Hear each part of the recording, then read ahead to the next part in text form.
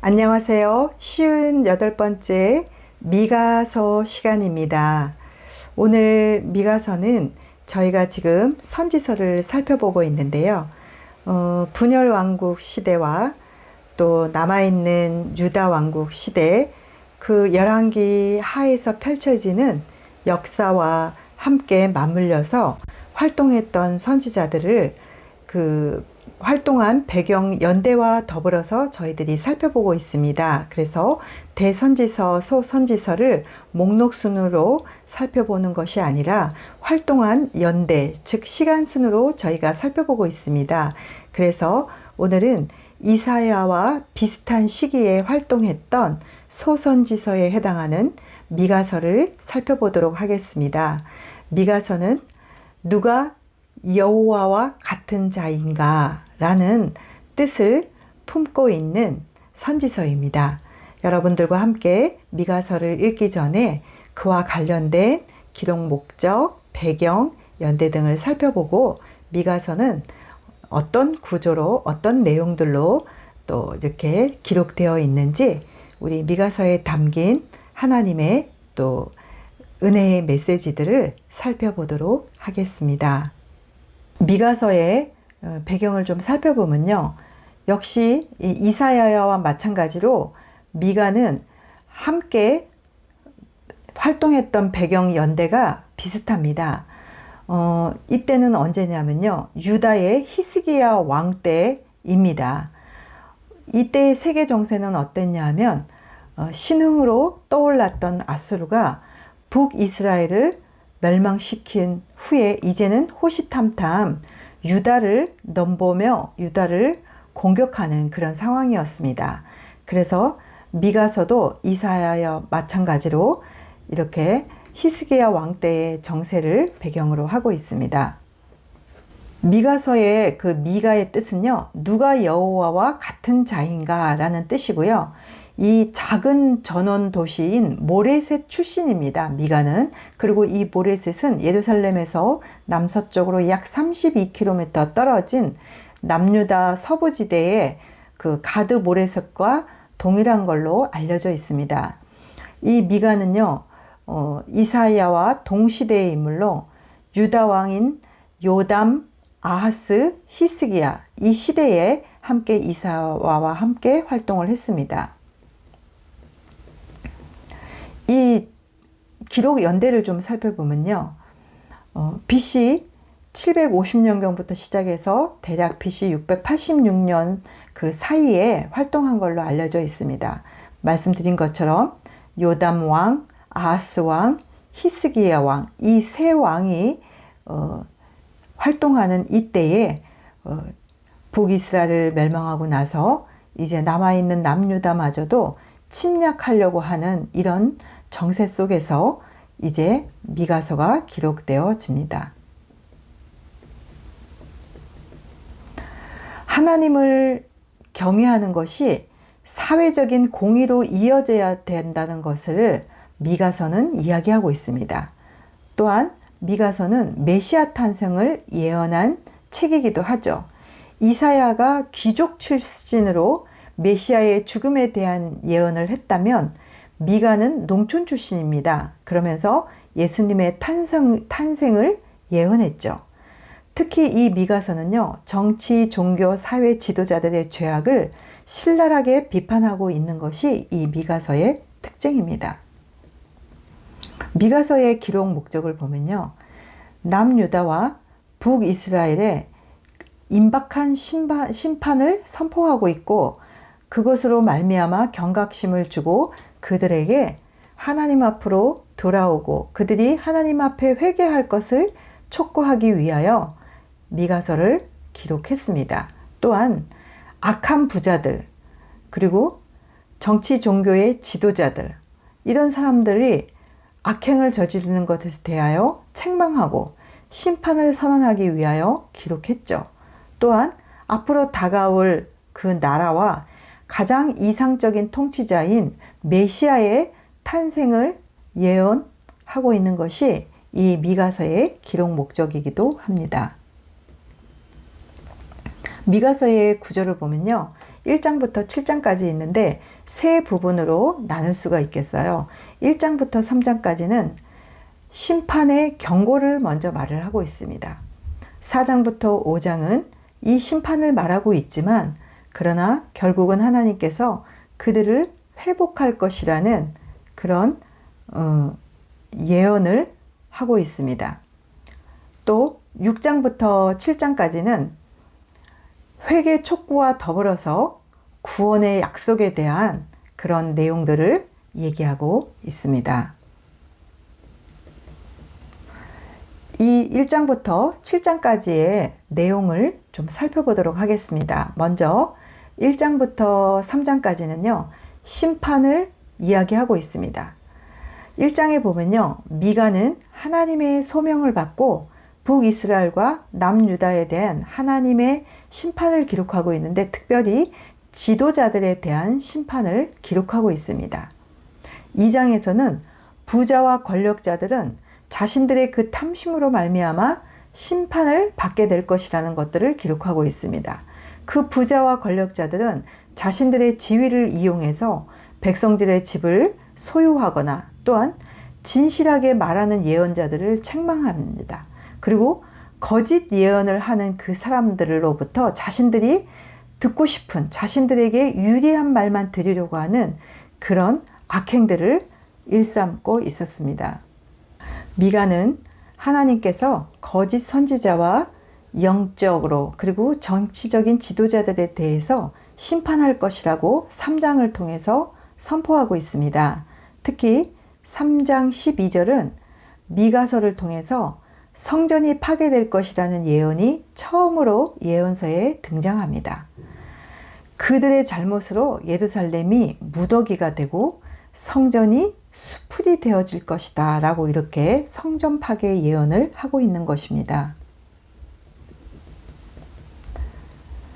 4장부터 5장은요, 회복에 대한 예언이라고 말씀을 드렸는데요. 미가는 반드시 하나님의 심판이 있을 것이라는 그 메시지와 그와 더불어서 사랑의 하나님에 대하여 선포하고 있습니다. 즉, 심판은 하지만 그러나 여호와의 날에 결국에 임하게 될 그 나라를 전하고 있습니다. 여호와의 날에 모든 민족들이 여호와의 산에 올라가서 하나님의 전에 이르러서 하나님의 말씀을 듣게 될 것이라는 거죠. 그리고 남은 자들에 대한 회복의 약속을 하고 있습니다. 하나님께서는 이렇게 남은 자들을 바벨론에서 그들을 귀환하게 할 것이라는 회복의 약속을 또 말씀하고 있습니다. 5장에 보면요, 메시아의 오심과 통치를 말하고 있는데요. 5장 2절에는 새로운 지도자가 베들레헴에서 탄생하여서 온 나라를 다스릴 것이라는 그런 예언을 기록하고 있습니다. 그리고 하나님의 구원과 심판을 예언하면서 장래에 그의 백성을 회복시킬 것이라고 말씀하고 있죠. 그리고 남은 자들은 사자처럼 강할 것이고 모든 생물을 자라고 결실하게 하는 이슬과 비처럼 생명처럼 그렇게 귀하게 여기고 사람을 의지하지 않을 것이라고 이렇게 또 미가서는 기록을 하고 있습니다. 이렇게 그들이 의지하며 죄악을 행하던 군마와 병거, 성과 복술, 새긴 우상과 주상, 아세라 목생 등이 파괴될 것이라고 그리고 제거될 것이라고 말을 합니다. 그리고 하나님께 복종하지 않는 모든 민족에게 분노의 심판이 임할 것이다라고 미가서는 말을 하고 있습니다. 세 번째 단락 6장부터 7장까지는요. 회개를 촉구하고 구원을 약속하는 내용들인데요. 하나님의 백성에게 임할 그런 심판과 또 미가를 통한 그 하나님의 신실한 약속들을 얘기하고 있습니다. 미가는 심판의 날이 오기 전에 회개할 것을 촉구하고 있어요. 그는 하나님께서 선한 일들을 이스라엘 백성들에게 베풀어 주셨다는 것을 상기시키고 있습니다. 그리고 하나님은 백성들에게 정의를 행하고 인자를 사랑하고 겸손하게 하나님과 함께 행하는 것을 원하신다라고 선포를 합니다. 그들은 에바의 크기를 줄이고 부정한 저울추를 사용하고 또 부자들은 강포했죠. 백성들은 거짓되었고 이렇게 모든 계층이 타락했습니다. 그러기에 하나님께서는 분명히 백성들을 심판하실 것이라고 말씀을 하고 있습니다. 미가는 이러한 죄악의 관영과 경건한 사람과 정직한 사람을 찾을 수 없는 이 현실을 보며 개탄해하죠. 그러나 미가는 절망에 머물지 않고요. 그는 암담한 현실과 임박한 심판 속에서도 하나님을 향한 변함없는 신뢰를 고백하고 있습니다. 그리고 자신의 민족이 지금은 하나님께 죄를 지어 고난을 당하지만 하나님께서 다시 회복시키실 것을 열방을 향해 선포하게 되어집니다.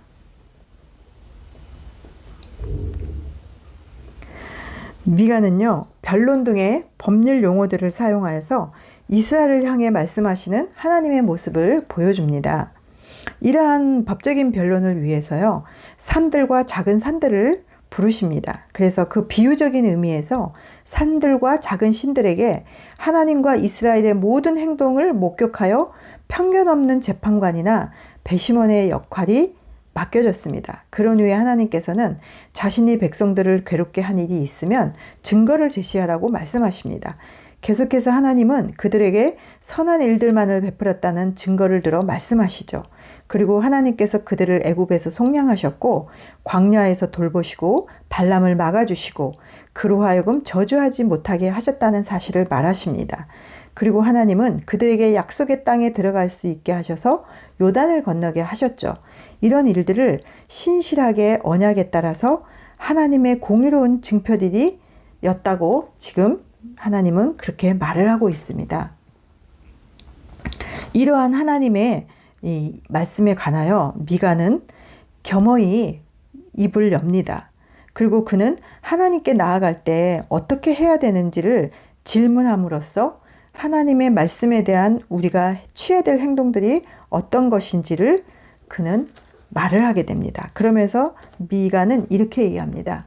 정의를 행하고 인자를 사랑하며 겸손하게 하나님과 함께 행하는 것, 이것이 바로 우리가 해야 될 마땅한 일이라고 미가는 답변을 하고 있습니다. 미가는 피할 수 없는 심판을 슬퍼하며 탄식합니다.